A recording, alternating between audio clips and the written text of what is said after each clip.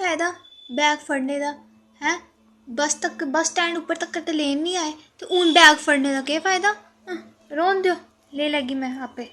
रौंदे रौंदे ना ना बैग नहीं फड़ेआ ना ना।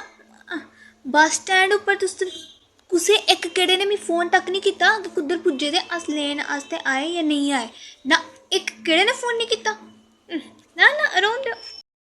रखे दे ने 16 कमरे, ठीक है? अपने पेके आह्ले अपने ओह् केह् आखदी सी, आहो पेके आह्ले आस्ते मतलब कि 16 कमरे रखे दे ते साढ़े आस्ते। हाँ में आखेआ इसी मेरी नूंह् मेरे पुत्तर ते नूंह् आस्ते इक इक कमरा रक्खी ओड़ेआ, ठीक है?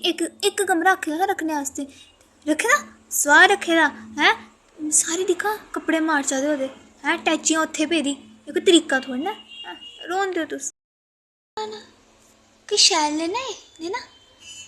आहो भरजाई बड़े शैल हे कपड़े। ना ना आहो दिक्खा दी मैं बड़े शैल कपड़े, आहो दिक्खे मैं।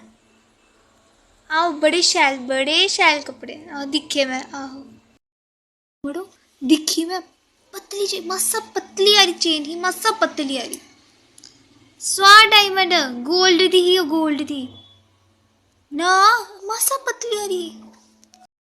इक बारी भी नहीं आखेआ मिगी नच्चने आस्ते, मन्नेआ कि मेरे थोह्ड़ी लक्क च पीड़ होंदी पर इक बारी ते आखना हा नच्चने आस्ते, स्वाह आखेआ। मड़ो तुस रौह्न देओ, इक बारी नहीं बोलेआ।